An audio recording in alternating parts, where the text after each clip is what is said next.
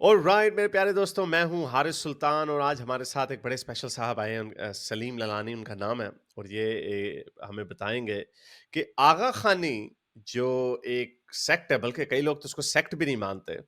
कई लोगों ने तो उसके ऊपर तकफीर भी की हुई है। तो इसके पीछे क्या वजह है कि जब हम सुनते हैं, एक तो अहमदी लोग हैं उनके खिलाफ उनको इस्लाम से खारिज कर दिया जाता है, और शिया के अंदर ये एक सेक्ट है जिसको कहा जाता है ये तो मुसलमान भी नहीं है, ये शिया भी नहीं है, मुसलमान भी नहीं है।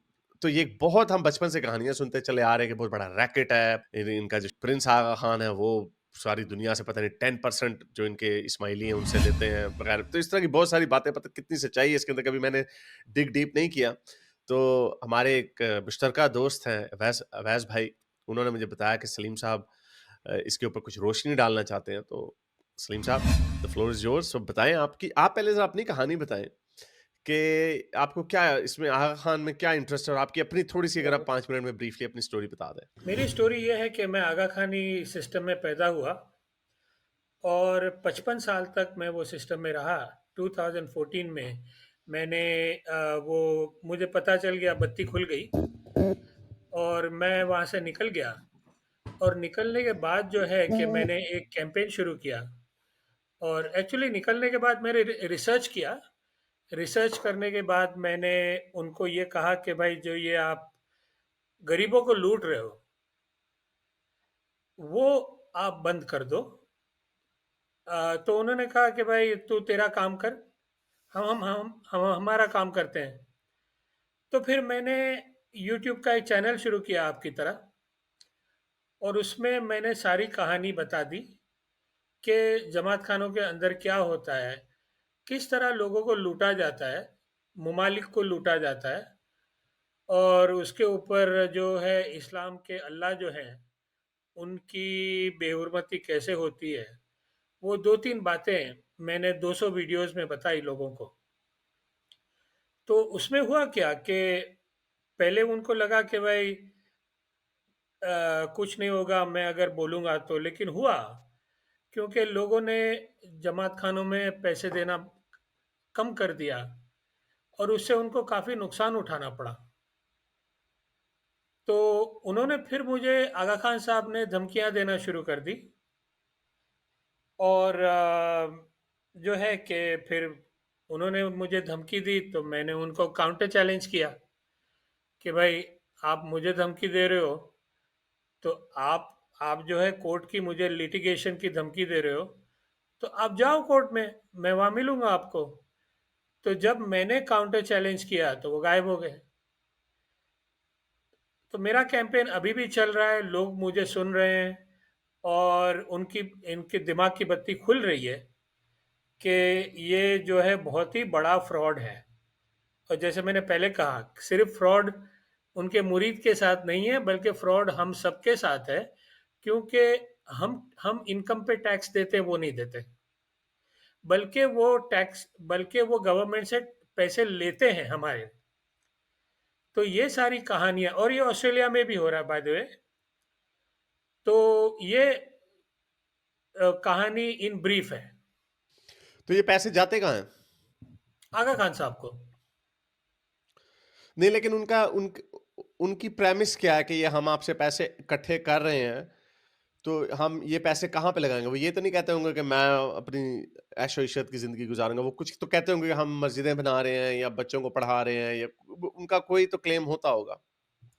हाँ, तो इसमें क्या होता है कि एक तो फसाद होता है कि जैसे बाहर वो कहेंगे कि भाई, आगा खान डेवलपमेंट नेटवर्क है, वो दुनिया भर के गरीबों के लिए काम करता है, दुनिया को अच्छी जगह बनाने की कोशिश कर रहा है। तो वो आपको ये झांसा देंगे कि भाई ये पैसे वहाँ जाते हैं, लेकिन हकीकत की बात ये है, जो उनके अकीदे में है, कि ये पैसे किसी गरीब के नहीं हैं, ये पैसे सिर्फ और सिर्फ इमाम के हैं। ज़कात जो होती है मुसलमानों में, आपको मालूम है कि वो 8 कैटेगरी है, कि गरीब को जाएगा, बेवा को जाएगा, वगैरह वगैरह। यहाँ पर ऐसा कुछ नहीं है। यहाँ पर इनका जो डिवोशनल लिटरेचर है, उसमें ये साफ साफ लिखा हुआ है कि ये सारे पैसे की ओनरशिप सिर्फ और सिर्फ इमाम की है, किसी गरीब की नहीं है। लेकिन ये बातें आपको कैसे पता चलेगी? जब आप वो दरवाजे के पीछे जाओगे और फिर वो 500-600 साल पुराना जो लिटरेचर है डिवोशनल, उसकी अगर आप में सलाहियत है समझने की, तब जाके आपको पता चलेगा। इवन जो इस्माइली मुरीद हैं, उनको भी नहीं मालूम है ये सारी बातें। बहुत कम लोगों को मालूम है।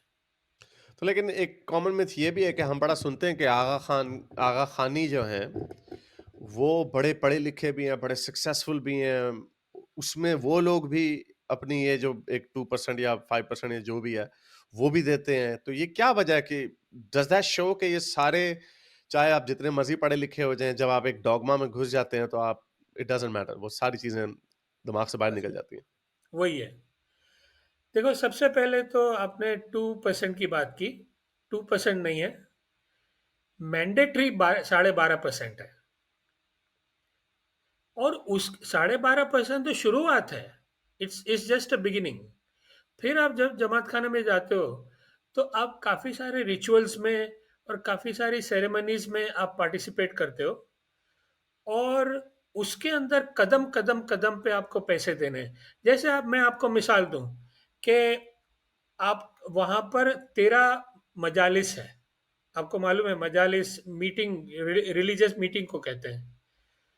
अब 13 मजालिस में से 5-6 ऐसी मजालिस है कि जो हर इस्माइली उसमें शामिल नहीं हो सकता है। वो मेंबरशिप बेसिस पे होती है। तो उनमें आपको मेंबरशिप फी देनी है, तब जाके आपकी एंट्री बनेगी। और एक की फी दूसरे से ज्यादा है। यानी हर बंदे की उसकी इस्तिताअत के मुताबिक? हाँ, उसकी उसकी अगर अगर आपके पास इतने पैसे हैं तो आप ये मजलिस में ज्वाइन हो जाओ। आपके पास ज्यादा पैसे हो गए तो अच्छा, आप ये वाली में डिफरेंट टियर्स हैं। हाँ, टीयर्स है। और उसमें क्या है कि आपको अलग अलग जन्नत भी मिलेगी। अच्छा। हाँ, क्योंकि आप ज़्यादा छोटी पैसे वाली देंगे में तो जाओ। ऊपर वाली जन्नत में हिस्सा मिलेगा, हाँ, ऊपर वाली जो बेस्ट वाली जन्नत है, जहाँ पे नबी जिसमें वगैरह होते हैं, है। जिसमें नबी वगैरह भी होते हैं, उधर उस नहीं नहीं, लेवल पे उसमें आप। खुदा भी होता है, उसमें हाँ, खुदा भी होता है। नबी तो नीचे वाली में होता है। सबसे ऊपर उसके खुदा नीचे होता है। उसके नीचे हूरें होती हैं। ये अच्छा, सारी बातें, हाँ। तो तो ये अलग अलग। अगर बंदा ये कहे नहीं मैंने अल्लाह वाली में नहीं जाना, मैंने हुरों वाली में जाना है। अगर अल्लाह वाली में क्या? अगर अगर वो बंदा कहे मैंने अल्लाह वाली में नहीं जाना, मैंने हुरों वाली लेवल पे जाना है, तो मैं कम पैसे दूँगा। हाँ, वो उसकी चॉइस है ना। इसीलिए तो हमारा जो तरीका है, वो इतना फ्लेक्सिबल है और इतना अकोमोडेटिंग है हुँ, कि हर बंदे की नीड्स के मैटर। रिक्वायरमेंट के हिसाब से हमने प्रोडक्ट्स और सर्विसेज को बनाया हुआ है। और उसी तरह फिर बंदा लालच में भी आ जाता होगा, फिर बंदा कहता होगा यार थोड़ चलो 10,000 है या 20,000 है जो भी है, उसमें जन्नत पक्की हो जाएगी, कोई बात नहीं। हरीश भाई, जन्नत तो चलो है। उनको ये ब्रेन वॉश तो किया गया बचपन से कि भाई, अगर आपने इमाम को पैसे दिए तो जन्नत, और नहीं दिए तो दोजक। सीधी सीधी बात है। वाह! जन्नत और दोजक का कॉन्सेप्ट हमारे यहाँ इतना डिफिकल्ट नहीं है। बहुत ही स्ट्रेट फॉरवर्ड है। नहीं तो ठीक है ना? कुरान को भी तो मानते हैं ना, तो कुरान की जो नहीं, टीचिंग्स कुरान को होंगी। नहीं मानते ना। अच्छा, तो अब कुरान की चलें चलें, ये तो अभी हो गया ना, ज़रा ज़रा इस्माइली फ़ेथ जो है, सॉरी ये आगा खानी फ़ेथ जो है। अच्छा, पहले ये भी बता दें इसमें कोई डिफरेंस है इस्माइली और आगा खान में? इस्माइली और आगा खान में है। ओके। तो चलें इस्माइलियों को छोड़ दें अभी। आगा खान, अ, इसकी ज़रा डॉक्ट्रिन का बता दें या इनकी फंडामेंटल चेंजेस, डिफरेंसेस, उसको ज़रा थोड़ा-सा हाइलाइट कर दें कि ये असल में है क्या? ये फ़िरका है क्या? Changes changes with respect to Islam. या मेनस्ट्रीम इस्लाम, सुन्नी इस्लाम, या even mainstream Shia Islam? Okay, तो मैं आपको बताता हूँ कि कितना फ़र्क है। सबसे पहली बात आपको और आपके सुनने वालों को ये समझनी पड़ेगी कि आगा खानी ये कहते हैं कि हम मुसलमान हैं, इस्लाम से हमारा ताल्लुक है, और हम शिया मुसलमान हैं, मौला अली के मानने वाले हैं। हुँ, पहली बात ये। लेकिन गड़बड़ी शुरू होती है जब वो ये कहते हैं कि हमारा इमाम अल्लाह है। गड़बड़ी उससे आगे बढ़ के और हो जाती है कि जब ये कहते हैं कि हमारा इमाम भगवान विष्णु है। ये भी कहते हैं? ये भी कहते हैं। ओहो! हमारा भगवान जो है, हमारा इमाम जो है, हम शुरू करते हैं अल्लाह से। अल्लाह अल्लाह जो है वो इमाम है, और इमाम जो है वो भगवान विष्णु है। तो यानी ये 2 इमाम, अकीदा है। यानी 2 इमाम हैं? दो अल्लाह है। ओहो! ये तो शिर्क हो गया शुरू में ही। शिर्क शिर्क का डेफिनेशन से ऊपर है। शिर्क में क्या होता है कि आप अल्लाह को किसी के साथ शरीक नहीं कर सकते हो, उसको शिर्क कहते हैं। हुँ। जैसे आगा खान साहब, लेकिन यहाँ तो अल्लाह को सीधा हिंदू में डाल दिया। तो इसकी वजह क्या थी? हिंदुओं को अपीस करने के लिए, ताकि उनको भी इंक्लूड किया जाए बीच में। Was this the reason? बहुत अच्छा क्वेश्चन है ये। हुआ ये कि उनका उनकी खिलाफत थी कैरो में 1000 साल पहले, और वहाँ से उनकी खिलाफत ख़त्म हो गई, और उनको जो है कि भागना पड़ा, उनको काफ़ी परसिक्यूट किया गया उसके बाद में। अब उनको खाने-पीने के प्रॉब्लम हो गए, रहने सर पे छत नहीं, तो इनके पीर वग़ैरह जो है वो इंडिया आए, और इंडिया में आके उन्होंने इंडियन पब्लिक को उनकी पैट्रोनेज लेने के लिए उन्होंने क्या किया कि उनके इमाम को उनका भगवान बना दिया है हिंदुओं का। कि देखो, आप जिस भगवान का इंतजार कर रहे हैं, आपको पता नहीं मुझे कि आपको मालूम है कि नहीं विष्णु भगवान के बारे में। विष्णु भगवान जो है वो 10 दफा ये जमीन पे आ चुके हैं इंसान की शक्ल में। जब से वक्त शुरू हुआ तब से वो आते रहते हैं वक्तन फवक्तन। क्यों आते हैं विष्णु भगवान जमीन पे? क्योंकि जब भी कॉस्मिक ऑर्डर जो है वो डिस्टर्ब हो जाता है, तो he descends from the sky and he sets it right. वो विष्णु भगवान का फंक्शन है, और वो 10 अलग अलग इनकारनेशन में आए हुए हैं। सॉरी, 10 इनकारनेशन का कॉन्सेप्ट है हिंदुओं का, उसको 10 अवतार कहते हैं। अवतार, यस। लेकिन अभी तक वो 9 अवतार में आए हैं, और 10वें अवतार का इंतजार है। तो ये इस्माइली पीरों ने क्या किया कि अपने इमाम को 10वां अवतार बना दिया। उन्होंने हिंदुओं को ये कहा कि भैया, आप इंतजार किस बात का कर रहे हो? आपका 10वां अवतार तो हमारे पास है, हमारी जेब में है। तो वहां से वो इमाम जो है वो बन गया विष्णु, और वो विष्णु अभी तक है। राइट। अच्छा, चलें, फिर इन्होंने इनको पीस किया, 1000 साल से ये कहानी चलती चली आ रही है। तो ये तो ये आगा खान की जो ये डायनेस्टी है, इसका कब से आगाज़ हुआ? हाँ, तो इसका आगाज तब हुआ जब ये इमाम ईरान में रहते थे। हुँ, हुँ। और ईरान में जो है 200 साल पहले इमाम का कुछ कन्फ्रंटेशन हो गया वहाँ के शाह के साथ, ईरान के शाह के साथ। और वो कन्फ्रंटेशन में आगा खान जो थे उनको भागना पड़ा। ये इंडिया आ गए। अब ये बंदा जो आगा खान था, उसका कोई टाइटल नहीं था, उसका एक एलियस था, एक निक नेम था। उसका असल में नाम था हसन हसन अली शाह। ओके। अब हसन अली शाह ने ईरान के अंदर अपना एलियस रख दिया आगा खान। अब ये आगा खान की लड़ाई हो गई शाह के साथ, और शाह ने जो है खदेड़ दिया उसको, और वो गया अफगानिस्तान, ये आगा खान। और अफगानिस्तान में इसने ब्रिटिश के साथ, जो 1840 की ब्रिटिश वॉर हुई, अफगान वॉर, उसमें आगा खान ने मुसलमानों को काटा ऑन बिहाफ ऑफ ब्रिटिश। अंग्रेज़। हुँ। हाँ, तो वो जो मुसलमानों को आगा खान ने काटा ब्रिटिश के साथ, तब से लेकर आगा खान की दोस्ती ब्रिटिश से हो गई, वो आज तक चली आ रही है। ठीक है, तो ये उसका बैकग्राउंड है। अब आगा खान जो है, अफगानिस्तान के बाद ब्रिटिश ने उसको सिंध भेजा। सिंध उस जमाने में इंडिया हुआ करता था। तो इस तरह से आगा खान इंडिया आया, और फिर वो बॉम्बे में आया, और बॉम्बे में जाके उसने काफ़ी सारे हंगामे किए जो अलग ही कहानी है, और फिर वहाँ पर उसकी वफात हो गई। तो इस तरह से आगा खान की जो डायनेस्टी है वो ये ईरानी हसन अली शाह है, उससे शुरू होती है। और यहाँ अब आगा खान अभी गुजरे, उसके बाद में उसका लड़का आया है, Aga Khan the fifth. Okay, so it's a fifth, okay, so he is fifth in, okay. 5 पीढ़ियों से चलती चली आ रही है। हाँ, तो और उनका लाइफ़स्टाइल जो है, I think they live in Canada और the UK? Australia, Sydney. Really? ये तो मुझे पता ही नहीं था। अच्छा। मैं यहाँ 40 साल से हूँ। अच्छा, तो आपने फिर कोई केस-कूस करने, ख़ैर इस पे क्या केस किया जाए, रिलीजियस फ्रीडम के अंदर आता ही है। अम, नहीं, रिलीजियस फ्रीडम में नहीं आता है, और केस भी किया है जो चल रहा है। और इसीलिए मुझे आपकी हेल्प की ज़रूरत थी, आप जैसे चैनल की, कि ऑस्ट्रेलिया में लोकल लेवल पे हमको थोड़ा अवेयरनेस क्रिएट करना है कि ऑस्ट्रेलियन गवर्नमेंट को भी ये लोग धोखा देते हैं। किस तरह धोखा देते हैं वो कहानी अलग है। अच्छा। लेकिन गवर्नमेंट के साथ मेरा काम अभी चल रहा है, ठीक है? उनको मैं अवेयर करने की कोशिश कर रहा हूँ, लेकिन उनको तकलीफ ये हो रही है कि वो मेरी बात माने, कि वो जो इतना बड़ा शख्स है, आगा खान, वो उसकी बात माने। तो मेरा उनसे कहना ये है कि आप किसी की भी बात मत मानो।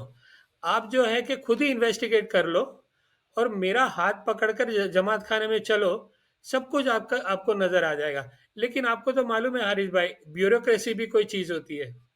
बड़ा मुश्किल काम तो है, लेकिन आपका क्लेम क्या है कि अगर लोग अपनी मर्ज़ी से इनको आगा खान को पैसे देते हैं, तो उसमें कोई क्या कर सकता है? ये तो मुझे बिल्कुल वैसा कल्ट लग रहा है जैसे जैसे साइंटोलॉजी है। वो भी इसी तरह बड़े सीक्रेटिव होते हैं और एक्सप्लॉइट करते हैं अपने जी, मेंबर्स को, और उनकी जो उनका जो चीफ है वो एन्जॉय करता है। बल्कि अमेरिका में तो बहुत सारे इस तरह के मेगा चर्चेज़ हैं।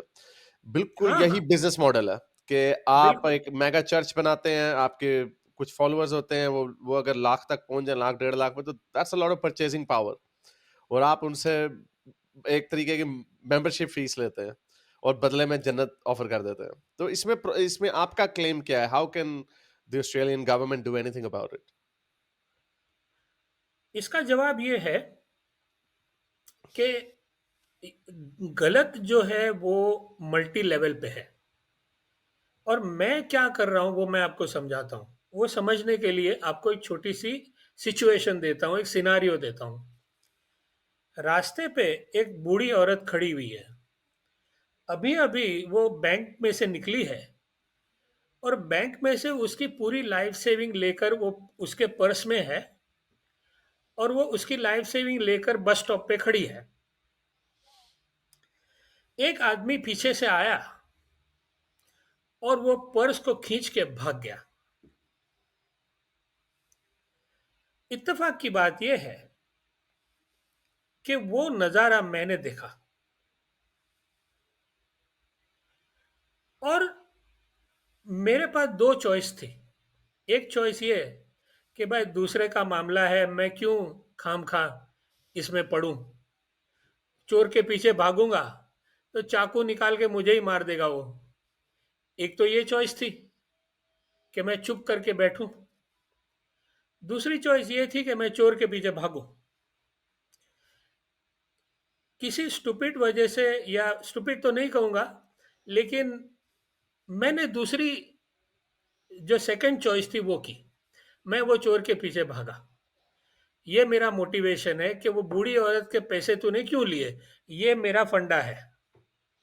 नहीं, लेकिन बूढ़ी औरत से तो उसने ज़बरदस्ती छीने ना, जो यहाँ पे जो मेंबर्स हैं उनके, वो तो अपनी मर्ज़ी से दे रहे हैं पैसे।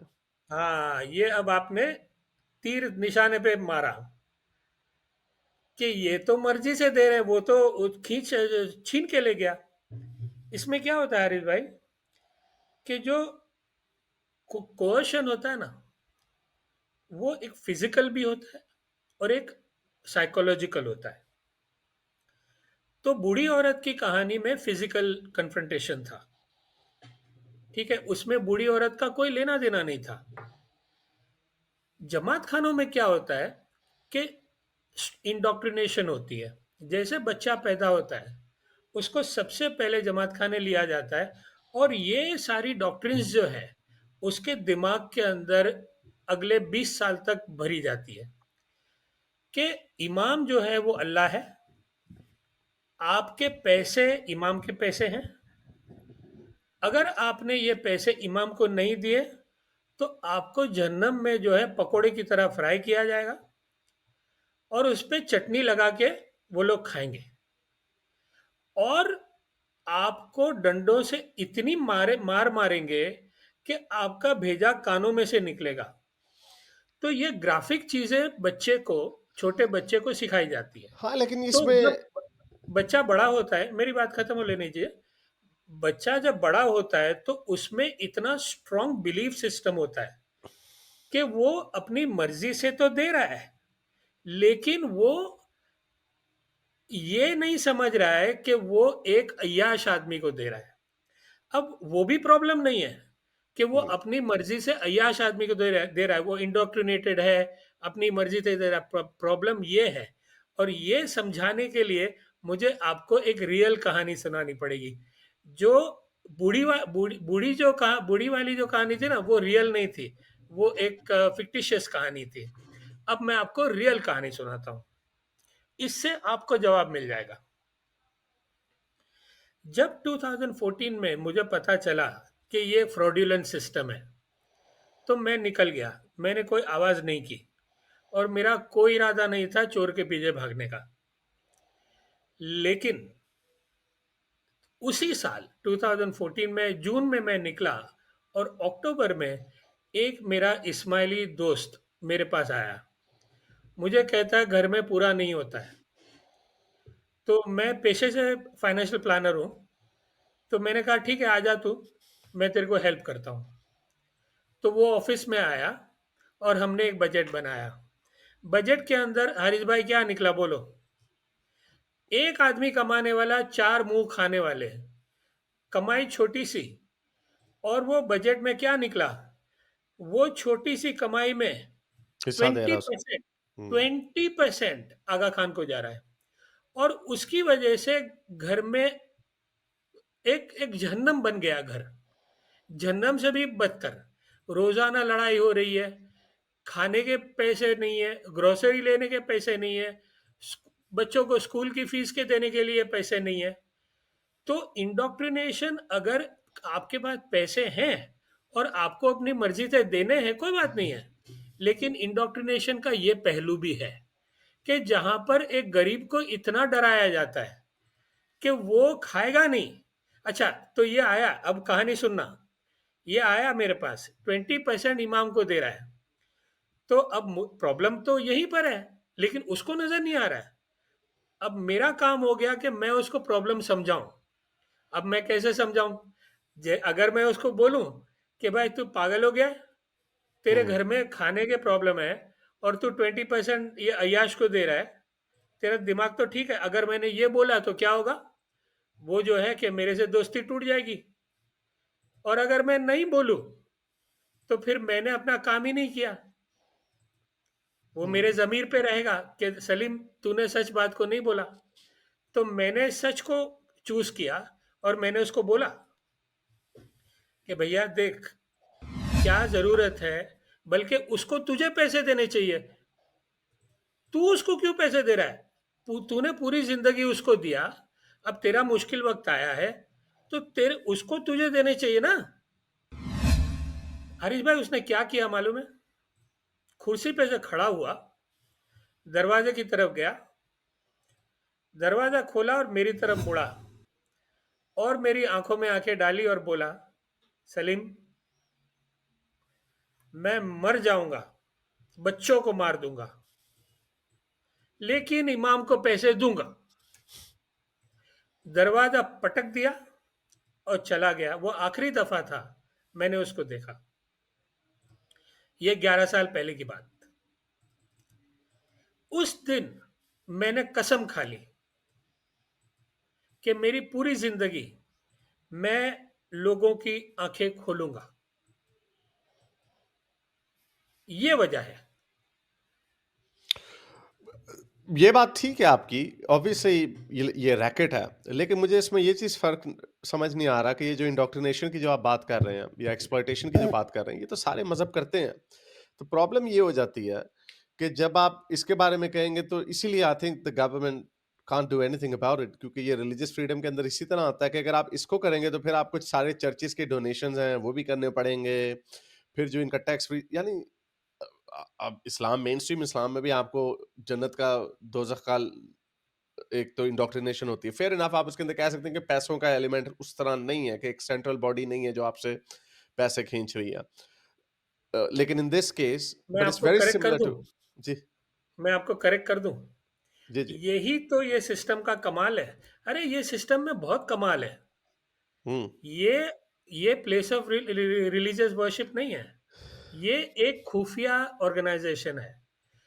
प्लेस ऑफ रिलीजियस वर्शिप में क्या होता है? चर्च होता है, मस्जिद होती है, मंदिर होता है और वो खुला, उसके दरवाजे खुले होते हैं, है ना? और वो जो आप कह रहे हैं कि अगर हमने गवर्नमेंट ने हाथ डाला उनके ऊपर, तो जो है कि बड़ा प्रॉब्लम हो जाएगा और इसीलिए गवर्नमेंट कुछ नहीं कर कर पाती है क्योंकि लोगों की आस्था, उनका ईमान उसके ऊपर टिका हुआ है और वो एक इलेक्शन इश्यू भी बन सकता है। हुँ। तो गवर्नमेंट उन पे हाथ डालने से बहुत डरती है चर्च के ऊपर, ठीक है? लेकिन ये चर्च नहीं है और यही तो मैं बोल रहा हूँ ऑस्ट्रेलियन गवर्नमेंट को और अमेरिकन गवर्नमेंट को कि ये जो आप समझ रहे हो ना, आप अजम्पशन कर रहे हो कि ये इस्लामिक है, ये इस्लामिक नहीं है ना। और न तो ये रिलीजियस है और न तो ये चैरिटेबल है। ये सिर्फ एक स्कैम है, जैसे कोई ऑर्डिनरी बंदा स्कैम चलाता है, कोई pyramid but scheme how is चलाता है। That different? लेकिन ये डिफरेंट कैसे है बाकी रिलिजन से? हाँ, ये अच्छा सवाल है। ये डिफरेंट इसलिए है कि वो रिलीजन ही नहीं है। देखो मैं आपको हाउ? मिसाल देता हूँ कि कैसे है, कि डिफरेंट कैसे है। बॉटम लाइन ये है कि वो मजहबी नहीं है, क्योंकि अब हम इस्लाम की बात करते हैं, वो कहते हैं कि हम मुसलमान हैं। अब मुसलमान होने के लिए फंडामेंटल रिक्वायरमेंट क्या है, हारिस भाई? वो तो वो तो डिसाइड लोगों ने खुद ही किया हुआ ना, उसकी इंटरप्रिटेशन तो कोई कुछ भी बना सकता है। जैसे एक अल्लाह, एक नहीं, नहीं, नबी मोहम्मद हाँ, उसके आखिरी नबी हैं। ये लेकिन ये कुरान में कहीं नहीं लिखा हुआ ना। ये तो एक नहीं एग्रीड जो, अपॉन अकीदा है ना। जी, जी, उसी तरह जी, जिस तरह अहमदी लोग जो हैं वो उन्होंने अपनी मुसलमान होने की डेफिनेशन अलहदा रखी हुई है। सो जी, जो जी। रिलीजन के जो डिफरेंट सेक्ट्स होते हैं, इतनी फ्रीडम उनके पास होती है कि वो किसी चीज़ को भी तोड़-मरोड़ के कुछ भी बना लें। नहीं, नहीं, वो आपकी बात बिल्कुल सही है कि हर बंदा अपने हिसाब से उसको देखता है। लेकिन अगर आप दुनिया के 99% मुसलमानों को पूछोगे कि आपका अकीदा क्या है, तो वो कहेगा ला इलाहा इल्लल्लाह मोहम्मदुर रसूलुल्लाह। वो ये बोलेगा, अल्लाह के सिवा कोई अल्लाह नहीं है ना? या बट अल्लाह यू के कैन। सिवा कोई अल्लाह नहीं है। हाँ, बट हाँ, अगर वो मेनस्ट्रीम पॉपुलर व्यू है ना। You have to understand my point. मैं आपको ये कह रहा हूँ कि मज़ाहिब जो हैं, वो अपने आप को कुछ भी कह सकते हैं और अपने लिए कोई भी सुपरनैचुरल क्लेम उसको मल के कह सकते हैं, ये हमारा अकीदा, ये क्लेम है, ये हमारा अकीदा है, एंड वी कॉल आवरसेल्व्स, हम अपने आप को मुसलमान कहें, हम अपने आप को आगा खानी कहें, या जो मर्जी कहें, ये उनके ऊपर डिपेंड करता है। जैसे क्रिश्चियनिटी अमेरिका में, Mormonism, you have so many different sects of Christianity के बहुत सारे क्रिश्चियंस कहते हैं ये this is not true Christianity, सही बात, क्रिश्चियन। सो देखो हर इसको बंदे, आप हम अलहदा कैसे करेंगे? मजहब से कैसे अलहदा करें? नहीं, उसमें होता क्या है, अलहदा, अलहदा और साथ, आपको ये देखना, ये समझना पड़ेगा, आपका व्यू जो है वो एक एक इस्लाम के दायरे से बाहर एक सेक्युलर व्यू है। आप वो व्यू पॉइंट से इस मसले को देख रहे हो। मैं जो बात कर रहा हूँ वो इस्लाम का जो फोल्ड है, वो फोल्ड के अंदर जो है एक चीज है, उसका नाम है कुरान शरीफ। कुरान शरीफ में ये लिखा है कि शिर्क जो है, मेरे साथ अल्लाह ये कहता है कि मेरे साथ किसी को आप शरीक नहीं कर सकते हो। हम्म। बॉटम लाइन खत्म हो गई बात। ओके, इससे बड़ा गुनाह कोई नहीं है। अब इस्माइली पे आते हैं, तो वहां पर क्या हो रहा है, और इसीलिए मुसलमान जो है वो किसी को अल्लाह के साथ शरीक नहीं करते हैं। ओके, कम से कम वो ये मानते हैं, ठीक है? अब उन्होंने अगर किसी दरगाह पे जाके सर झुका दिया, तो किसी इंटरप्रिटेशन की तहत वो भी शिर्क हो गया। हम्म। वो हम्म। इंटरप्रिटेशन की बात है, लेकिन मैं मेन स्ट्रीम व्यू की बात कर रहा हूँ कि एक अग्रीमेंट है कि अल्लाह कुरान शरीफ में ये कहता है कि मुझे किसी से कंपेयर करना नहीं, मैंने न तो जन्म दिया है, न तो जन्म लिया है, ठीक है? अब यहाँ पर प्रॉब्लम इस्माइली का ये आ जाता है कि वो आगा खान साहब जो है वो अल्लाह बन जाते हैं, और जैसे ही वो अल्लाह बन गए, तो वो इस्लामिक व्यू पॉइंट से, कुरानिक व्यू पॉइंट से वो इस्लाम के फोल्ड के बाहर हो गए, है ना? तो ये एक इश्यू है। दूसरा, हाँ बोलिए, आप अगेन बोलिए। आपने खुद ही बताया कि अब बहुत सारे लोग जो हैं जो दरगाह पे जाके सर मारते हैं, माथा टेकते हैं, दुआएं करते हैं बुजुर्गों से, जो अहले हदीस हैं, जो ज्यादा हार्डकोर वहाबी हैं, वो कहते हैं कि ये शिर्क के जुमरे में आता है। So again it is an बिल्कुल। Issue of interpretation. और हाँ, आई एम श्योर कि जो आगा खानी है उनकी भी कोई इसके ऊपर एक्सप्लेनेशन होगी। वो क्या कहते हैं, वो आप मुझे बताएं कि वो क्या कहते हैं। लेट्स सी कि इसके अंदर कोई होल है या नहीं है। अब प्रॉब्लम ये है कि मैं 4 साल से यही सवाल पूछ रहा हूँ कि भाई, आप जो है कि आइए मेरे चैनल पे, और आप जो ये आगा खान की परस्तिश करते हैं, इसमें आपका इंटरप्रिटेशन क्या है? शायद मैं गलत हूँ, लेकिन वो कभी नहीं आएँगे, क्योंकि उनको मालूम है कि वो बाहर जैसे आए, तो उनके लिए बड़ा प्रॉब्लम हो जाएगा, कादियानी वाला हाल हो जाएगा। क्योंकि कादियानी जो करते हैं और आगा खानी जो करते हैं, उसके अंदर ज़मीन और आसमान का फ़र्क है, ज़मीन और आसमान का। कादियानी में क्या है, एकदम सिंपल है कि वो दूसरे मुसलमान की तरह मुसलमान है, लेकिन प्रॉब्लम यहाँ आ गया कि गुलाम अहमद साहब ने ये कह दिया कि भाई मैं रसूल के बाद रसूल, तो ये बर्दाश्त नहीं हुआ हमारे मुसलमान भाइयों को। हम्म। लेकिन मुसलमान भाइयों को हजरत ये मोहम्मद के समझ बारे में नहीं ज्यादा आता। टची हैं हमारे मुसलमान भाई, रसूलुल्लाह के एग्जैक्टली, मुकाबले में ज्यादा टची हैं। बिल्कुल बिल्कुल। तो मुसलमान भाइयों को मोहम्मद साहब जो है वो कहीं ज्यादा है बड़े, अल्लाह से ज्यादा। अल्लाह कुछ भी नहीं है, आप अल्लाह को कुछ भी बोल लो, कोई इशू नहीं है, लेकिन अगर अगर आपने मोहम्मद साहब के बारे में कुछ बोल दिया, तो सर तन से जुदा हो जाएगा। तो ये हिपोक्रेसी जो है हमारे मुसलमान कम्युनिटी में, ये इतनी बड़ी, और ये हिपोक्रेसी की वजह से आगा खान साहब आज टिके हुए हैं। लेकिन चलो, मुसलमान तो कुछ नहीं करेगा, उसको कुरान से मेरे ख्याल में कोई लेना देना नहीं है मुसलमान का। अ, पहले जब मैंने शुरू किया था, मैं बहुत ही नादान था।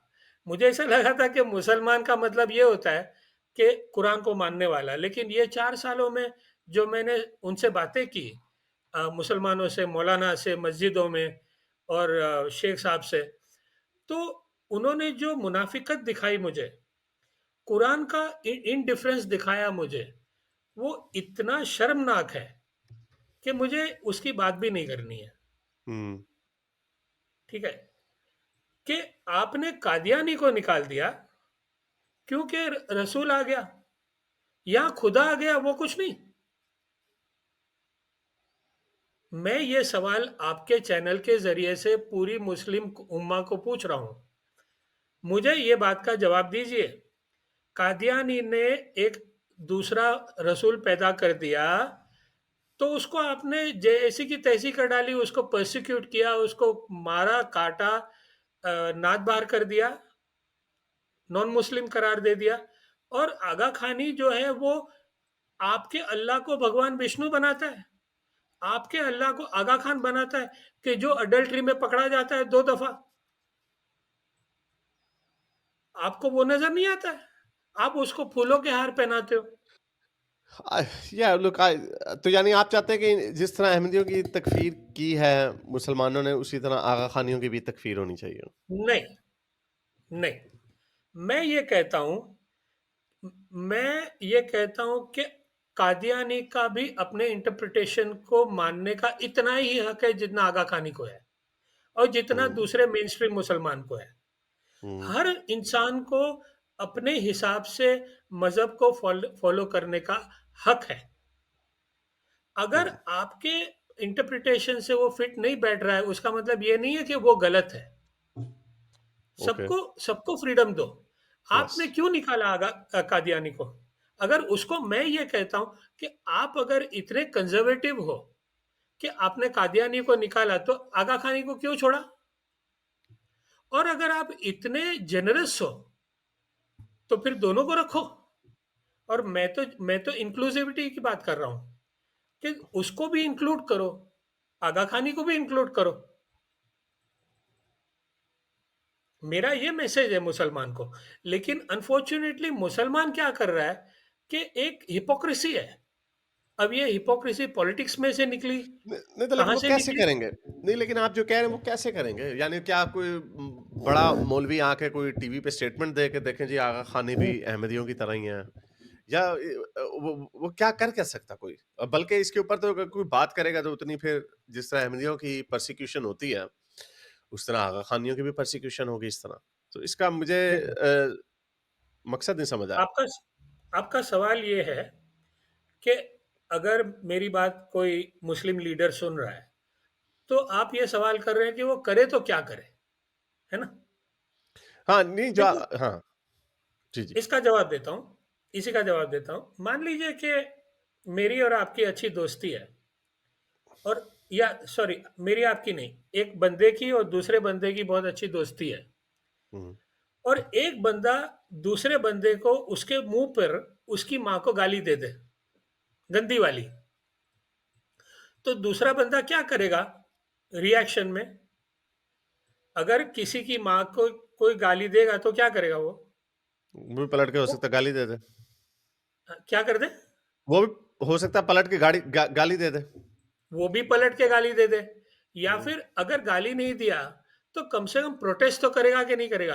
कि हुँ। भाई देख, मेरी माँ को क्यों गाली दे रहा है? करेगा कि नहीं करेगा? मुसलमान को सिर्फ मैं कह रहा हूं कि इतना ही कर, कि तुझे प्रोटेस्ट उसको करें, मारने हैं, कि प्रोटेस्ट करें। कि कम से कम एक प्रोटेस्ट तो रजिस्टर कर दे। आपको पता है ना ऐसे होता नहीं है ना, क्या आपको क्या लगता है कि 2 अरब मुसलमान जो हैं वो आके क्या कहेंगे? देखें हम प्रोटेस्ट करते हैं, उ उनमें से कई लोग आपको पता है मारने के लिए भी निकलेंगे। आप मुझे इस मेरा आप मुद्दा समझें। मैं इनको ये जो आगा खानी स्कैम है, I am free to call it a scam. जो मैं नहीं देख पा रहा वो ये कि ये स्कैम बाकी स्कैम से कैसे डिफरेंट है।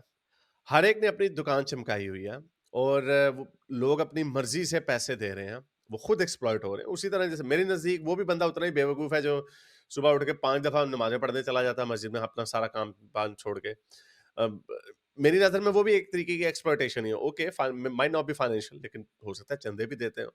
सो ये तो पूरा मजहब, जो एक मजहब इटसेल्फ है, पूरे एक इंस्टीट्यूट है, ये तो उसकी एक खामी है। बिल्कुल है।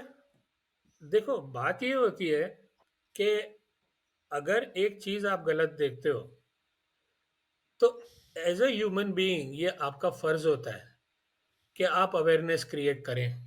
और वो हम्म, जो रॉन्ग डूअर है, उसको आप जाकर हाथ जोड़कर आप उसको रिक्वेस्ट करें कि भाई ये गरीब को मत लूट। आप हाथ जोड़कर। और वही काम मैं कर रहा हूँ, और वही काम मैं कहता हूँ कि मुसलमान कम्युनिटी भी करे, और कम्युनिटी एट लार्ज भी करे, कि भाई आपको नहीं आप लगता क्यों। आपको नहीं हाँ, लगता बेहतर अप्रोच ये होगी कि जैसे हम लोग मोस्टली जो एक्स मुस्लिम्स हैं, वो हम मौलवियों को तो नहीं कहते कि यार अब अपने लोगों से कोई इन बेवकूफ़ों वाली बातों पे ना लगाओ। हाँ, वो मज़ाकिया या एक तरीके की वो भी हो ही जाती है। लेकिन असल जो मकसद होता है, जो हम बड़े अरसे से वीडियोज़ बनाते चले जा रहे हैं, वो ये कि जो मुसलमान है, वो खुद ही अवेयर होके इस काम से अलहदा हो जाए, अपनी ज़िंदगी को बचा ले। तो आपको नहीं लगता कि उसी तरह आपकी जो ज़्यादा कोशिश है, आई एम श्योर कि होगी भी, कि जो इस कल्ट के विक्टिम्स हैं, जो इस कल्ट के अंदर रहते हैं और अपने हाथ से घर में भूख है और 20% एक अय्याश आदमी को दे रहे हैं, those are the people who should voluntarily leave this cult and live a more joyful pleasurable life. क्योंकि असल डिसीजन उन्हीं के पास है। अगर कोई अपने मुंह से अपने हाथ से पैसे देना चाहता है किसी को, हम कैसे रोक सकते हैं? नहीं रोक सकते। इसका इसका जवाब ये है कि अवेयरनेस क्रिएट करना है। जैसे आप एक्स मुस्लिम मूवमेंट है आपका, है ना? उसमें आप अवेयरनेस क्रिएट करते हो आपके चैनल के ज़रिए से। इसी तरह से मेरा भी अवेयरनेस कैंपेन है कि जहाँ पर जितनी हो सके इंटरनेट के ज़रिए से, सोशल मीडिया के ज़रिए से, मैं लोगों की आँखें खोलूँ, और खोल दी है मैंने। क्योंकि हम्म, काफ़ी लोगों को काफ़ी फ़ोन कॉल्स आए, काफ़ी हज़ारों ईमेल्स आए कि भाई आपकी वजह से हमारी आँखें खुल गई, अब हम पैसे नहीं देंगे। गुड। तो ये मेरी ऑनगोइंग स्ट्रगल है। यस। अब अब अब सक्सेस तो मिली, ठीक है, ये 4 सालों में। लेकिन मैं क्या चाह रहा हूँ मालूम है? कि आगा खान सिस्टम में एक रिफ़ॉर्म हो, कि भाई आपको अगर आप जो भी आपका सिस्टम है, स्कैम है, एक सोशल क्लब है या जो भी है, आपको जो करना है आपकी मर्ज़ी है। लेकिन आप क्या करो कि एक ऐसा सिस्टम बनाओ कि जहाँ पर अमीर आदमी जो है वो गरीब को पैसे दे दे। और जहाँ तक आपकी सोशलाइज़िंग का सवाल है, क्योंकि आपको मालूम है कि नहीं पता नहीं हारिस भाई, कि जमात खाना कोई प्लेस ऑफ वर्शिप नहीं है, ये एक डिस्को क्लब है। ये मालूम है आपको? तो मुझे नहीं पता, इट साउंड्स लाइक फन। मुझे मेरा हल आगा खान जॉइन कर लेना चाहिए, लेकिन पैसे देने करना चाहिए वाक़ई। पड़ेंगे। मैंने तो अपने वीडियोज़ में नहीं, ईमान से यार, आप भी चलो, मैं भी चलता हूँ, ठीक है? और वहाँ और और कम से कम आगा खानी के बारे में ये मशहूर है, वो गले-गुले नहीं काटते। इ इ नहीं, इन्होंने काटे हैं। ये अच्छा? बहुत बहुत बड़ी गलतफ़हमी है। ये अच्छा। कहानी कभी और करेंगे। अभी अभी के ज़माने में ठंडे बैठे हुए हैं। रहते जो बाहर के लेकिन मुल्कों में, अब अब इधर पकड़े जाएँगे नहीं तो। नहीं, नहीं, नहीं, वो आप कहते हैं ना कि जब मुसलमान मेजॉरिटी में आ जाते हैं, हाँ, तब वो फिर तब जो है कि वो काटना शुरू करते हैं। हाँ, अभी ये जो शुरू है में कि मशरूम ठंडे बने रहते हैं, इसलिए शुरू बैठ में भीगी पल्ली बाद में शेर बन जाते हैं। शे एक इंग्लिश में एक वर्ड है, आपको मालूम है, असैसिन। हुँ। असैसिन आपको मालूम है क इसका इसका इसको अफ़गानिस्तान से हुआ जन्म था, एक किसने दिया? कबीला था। या अफ़गानिस्तान नहीं, से। नहीं, नहीं, नहीं, नहीं, नहीं। ये शाशिन, असैसिन एक का ट्राइब था जो अलेक्जेंडर द ग्रेट के ऊपर था और अ उस अ उन्होंने अ वहाँ से well a actually a a, that is the accepted story. I don't know आपकी स्टोरी क्या है, लेकिन ये आप इसको वेरीफाई कर लीजिएगा। शाशिन एक कबीला नहीं, था नहीं, नहीं। अफ़गानिस्तान में। नहीं, नहीं, नहीं, नहीं, नहीं, नहीं। इसकी कहानी मैं आपको मुख्तसरन सुनाता हूँ और वो भी रेफ़रेंस के साथ दूँगा आपको। ये असैसिन जो वर्ड निकला है, ये आगा खानियों की नस्लों में से निकला है और ये बात है ईरान की। एक आदमी था, उसका नाम है हसन बिन सब्बा। हसन बिन सब्बा जो है, वो इस्माइलियों का लीडर था, इमाम नहीं था, शाशिन। लीडर था। अब इसने क्या किया कि ईरान में सर्वाइव होने के लिए ये भागे थे, कैरो से भागे थे। कैरो में कत्लो गारत हो गया था इनका, तो ये कैरो कैरो से भागे, ईरान में जाके इन्होंने रिफ्यूज लिया। ओके। अब हसन बिन सब्बा इनका लीडर था। अब जो ईरान के अंदर जो शाह था, सुल्तान था, राइट। उसका नाम था उसका नाम था सेल्जुक, सेल्जुक सुल्तान। सेल्जुक सुल्तान के दौर में ये हसन सब्बा ईरान में आया और सेल्जुक सुल्तान सुन्नी था, ये शिया था और शिया में भी वो था, काफिर था। अब वहाँ सर्वाइव करने के लिए इसने एक आर्मी बनाई जिसका नाम रखा ये फिदाइन। फिदा फिदाइन आपको मालूम है कि जो एक दूसरे पे फिदा हो जाता है। फिदा हो जाते हैं आप। हाँ, वो मर जाता है, अपनी जान दे देता है। तो ये फ़िदायीन क्या करते थे कि बाज़ार में जाकर गवर्नमेंट ऑफ़िशियल्स का कत्ल कर देते थे, जो सुसाइड बॉम्बिंग की बा है ना? इसी हुँ। तरह से वो तलवार लेके गला काट देते थे। तो उनका इतना खौफ़नाक नाम हो गया, तो अब लोग सोचने लगे कि यार इनमें इतनी हिम्मत आती कहाँ से है? तो अफ़वाह ये फैली पूरी दुनिया में कि ये हशीश पीते हैं। यस, तो उनको हशाशिन, हशीश उसको से कहा निकला था। गया यस। उसको कहा गया हशीशीन। हुँ। और ये हशीशीन जो लफ्ज़ है, ये वेस्ट में जाते-जाते असैसिन बन गया। हुँ। तो असैसिन निकला है हशीशीन से और हशीशीन निकला है हसन सब्बा के आदमी से और वो हसन सब्बा इस्माइली। तो ये हशीशीन जो है, ये इनको फिदाई कहते हैं और आज भी जमात खाने के दरवाज़ों के पीछे ये फिदाइयों की मजलिस होती है, जिसका मैं मुखी था। ओह! ओके। तो सो ये जो आप जो सुनते हो और पूरी दुनिया जो सुनती है, जो अजम्पशंस बनते हैं, वो बाहर की दुनिया में से बनते हैं। वो अंदर की दुनिया में क्या होता है आपको कुछ भी नहीं मालूम है।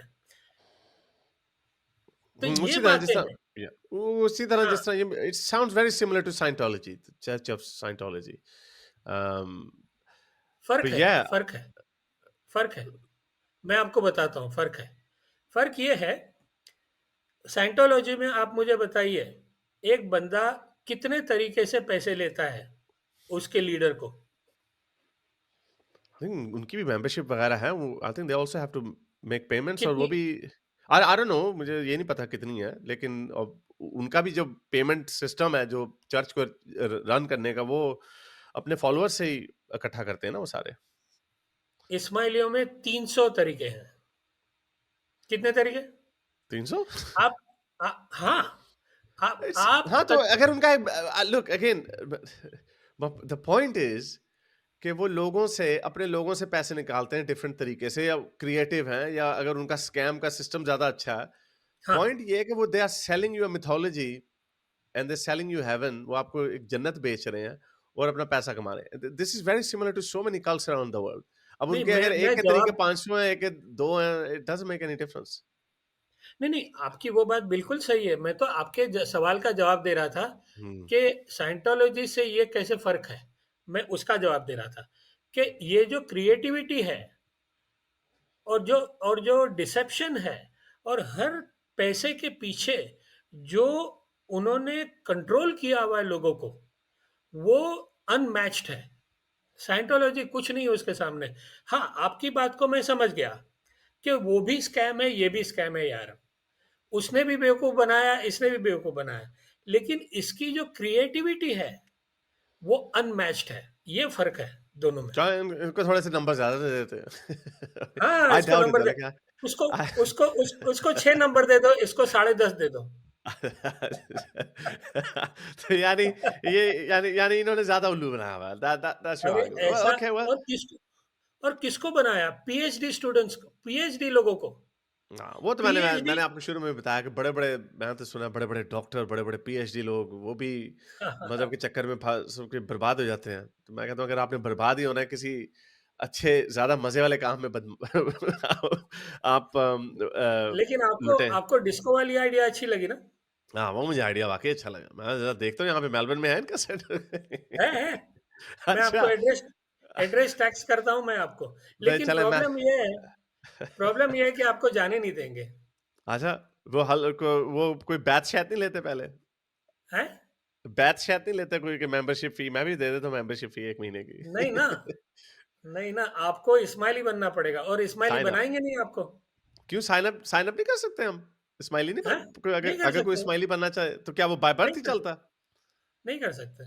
नहीं तो वो अपनी प्रोस्थेटाइज़ेशन नहीं करते, वो चाहते नहीं कि फैलें वो। ना, तो वो वो आगे कैसे जाते हैं? बस बच्चों जो पैदा हो जाए स्माइली घर में वही स्माइली आगे रहता है, वही बाहर होता है, से वही कन्वर्ट नहीं होता करते? है, वही होता ओह! है। नहीं, बड़ा इंक्लूसिव है एक यानी, एक्सेप्शन एक्सक्लूसिव है सॉरी। एक एक्सेप्शन है शादी कि हो जाए। अगर मान लो कि आपने किसी इस्माइली से शादी कर ली, हुँ, लेकिन वो भी गारंटी नहीं है। उन्होंने आपको जो टेस्ट है वेस्ट कि होना पड़ेगा। हाँ जी? उससे पहले कोई लॉयल्टी टेस्ट वगैरह होगा? हाँ, तो इतनी सिक्रेटिव ऑर्गेनाइज़ेशन है ये कि हुँ, आपको वो अभी अभी जो मेरे कैंपेन के बाद और दूसरे 2-3 लोग भी काम कर रहे हैं सोशल मीडिया पे, उनके कैंपेन के बाद जो है कि उनकी पूरी पोल खुल गई है, पूरा एक्सपोज़ हो चुका है। अब लोग जो है पैसे देना बंद कर रहे हैं। That's good, that's very okay, good. लोग लोग तकरीबन 400 मिलियन का नुकसान हुआ पर एनम का। उनकी उनकी टेकिंग जो है डॉलर्स? 1, हाँ, डॉलर, नहीं, अमेरिकन इतना डॉलर। कैसे हो सकता है? इतना कैसे हो सकता कैसे है? हो सक कैसे हो सकता है? इतने तो मैं बताऊँ इस्माइली आपको कैसे हो इतने इस्माइली तो दुनिया में होंगे ही नहीं कि वो 400 मिलियन तो एक मुल्क की, छोटे मुल्क की इकोनॉमी है। 15 बिलियन डॉलर की टेकिंग है। देखो, इस मैं तरह तो आपको दुनिया के समझाता सबसे हूँ। अमीर आदमी, इस तरह के he would be in the Forbes list of top हाँ, 100 मैन। हाँ, तो है ना। तुमने सुना नहीं? फोर्ब्स में तो आ- कभी नाम नहीं आया आप तो इसका, है? आपने आगा खान आप टाइप तो करो गूगल पे, आपको पता चलेगा कि वो है कौन। आगा खान जो है, उसकी वेल्थ के बारे में बताऊं आपको, सुनने वालों को। जी, जी। एक यॉट है, वो 250 मिलियन पाउंड की एक यॉट है सिर्फ। कितनी? 215 उसके मिलियन पाउंड, ओके। या। हेलीकॉप्टर्स, जेट्स, दुनिया में बहामास आइलैंड उसका है। दुनिया में एयरलाइन की बिजनेसेस हैं, इतने सरीना होटल्स है, 5 स्टार, 7 स्टार्स। आप हाँ, सही कह रहे लोग हैं। ये कहते हैं कि 13 बिलियन का मालिक है, लेकिन या। मैं कहता हूं कि 13 बिलियन जो उन्होंने दिया है ना, वो कुछ भी नहीं है, कुछ भी नहीं है। तो ये आगा खानी टोटल दुनिया में कितने होंगे? 1 मिलियन। यानी 1 मिलियन से उसने इतना खून निचोड़ लिया। या यू राइट कि वैनिटी फेयर में उसकी एस्टिमेट फॉर्च्यून का 1 बिलियन लगाया। टाइम्स ने 2025 में, अभी बल्कि फरवरी 2025 में टाइम्स ने रिपोर्ट किया कि इसकी इस्टेट की वैल्यू 13 बिलियन है। I mean this is quite लेकिन रिमार्केबल, अच्छा लेकिन खासा ह- स्कैम है। हकीकत तो ये है कि फोर्ब्स को भी नहीं मालूम है और फिर वो ये एस्टिमेट ही चीज। लगाते हैं। यस। वो देखो, एक बंदा 1 बिलियन बोलता है, उसके पास क्या बेसिस है? कुछ भी नहीं है। वो स्टेट फोर्ब्स को वो 13 बिलियन। लगाते हैं आपका कि आपकी प्रॉपर्टी लिस्टेड कितनी है। यू राइट कि इनकी तो ऑफशोर कंपनीज वगैरह भी बड़ी होती हैं, वो तो पता ही नहीं लगता उनका। देखो, ये किसी को भी नहीं मालूम है, आगा खान को भी नहीं मालूम है कि उसके पास कितने पैसे हैं। इसकी वजह मैं आपको बताता हूँ कि जो जमात खानों में से 1 बिलियन का, अगर 1 मिलियन उसकी फॉलोइंग है ना, तो 1 बिलियन का उसकी उसकी इनकम है। अब वो 1 बिलियन जो है ना, वो 1 बिलियन अनअकाउंटेड है, अनरिपोर्टेड है, और वो लॉन्डर होते हैं सीधा उसके स्विस बैंक में। राइट। जमात खाने की जितनी प्रॉपर्टीज है, वो सारे पैसे, वो प्रॉपर्टीज सारी जो है दुनिया भर में, वो लोग आगा खान के नाम पे ट्रांसफर कर देते हैं टाइटल को। और आगा खान उसको, उसका जो चैरिटेबल ऑर्गेनाइजेशन है, चैरिटेबल नहीं, ह्यूमैनिटेरियन ऑर्गेनाइजेशन है, उसको वो बेच देता है और उसको कैश आउट कर लेता है। उसके पेपर वर्क मेरे पास है ओह कि वाह। किस तरह जो प्रॉपर्टी ट्रांसफर होती है, जमात पैसे निकालती है। वो 20% तो अलग है। ये तो सिर्फ जमात खाना बनाने के लिए जो चंदा इकट्ठा होता है, जमात खाना बन गया। अब वो क्या करेंगे कि वो ट्रांसफर करेंगे टाइटल आगा खान को, क्योंकि वो गिफ्ट देते हैं आगा खान को, है ना। आगा खान को गिफ्ट दे दिया, आगा खान ने अपने ह्यूमैनिटेरियन को भेज दिया, आगा खान फाउंडेशन को, और वहां से उसने कैश निकाल लिया। हम्म। चलो ये तो अगेन मुझे वो कुरान की आयतें याद आ रही, सूरह अनफाल की, जहाँ पे हजरत मोहम्मद ने भी 20% रख लिया था अपने लिए और अल्लाह के लिए, माल गनीमत में। तो इतना तो तो ये हक है ना, बनता है। तो इतना तो तो ये हक हमारे, बनता है हाँ, ना। इतना तो बनता है यार। चले चले, बड़ा अच्छा लगा सलीम भाई आपकी ये बातें सुन के। I think I am sure there is a lot more to discuss as well and और अभी तो हमने खाली टिप ऑफ द आइसबर्ग को कवर किया है। हाँ हाँ, अगर आपके पास जब भी वक्त हो, तो मुझे एब्सोल्युटली। टेक्स्ट टेक्स्ट कर जी देना। और जी जी। और और मुझे मुझे आपके मैं आपसे रिक्वेस्ट करता हूँ कि मुझे ये मुद्दा बहुत ही मेरे दिल के करीब है। एक तो ये कि गरीबों को क्यों लूट रहा है, हम्म। और दूसरा ये है कि ये कादियानियों पे इतना जुल्म क्यों, उन नहीं, पे लेकिन जुल्म क्यों?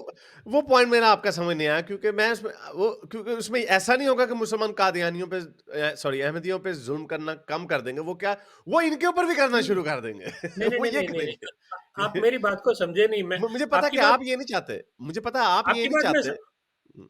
आपकी बात मुझे मैं समझ गया। आपकी बात समझ गया कि अगर जो है कि मुस्लिम अवेयर हो गए, तो ऐसा नहीं है कि कादियाने को छोड़ देंगे। हाँ, वही वो काम तो इधर भी डबल रेप्लिकेट। वो तो डबल मारेंगे, कादियानी को भी और इसको भी। हाँ, ठीक है, लेकिन आपने मेरी पॉइंट को मिस कर दिया हारिस भाई। वो क्या? मैं सिर्फ जो है कि एक अवेयरनेस क्रिएट करना चाहता हूँ, इंटेलेक्चुअल कम्युनिटी जो है। आप जिस तरह एक्स मुस्लिम है ना, जी जी। आप क्या कर रहे हो? अवेयरनेस क्रिएट कर रहे हो। तो आप जैसे चैनलों पे ये मुद्दा मैं रखना चाहता हूँ कि मुसलमान आए और हमको जवाब दें इस बात का कि भाई, ये क्या सही है कि गलत है।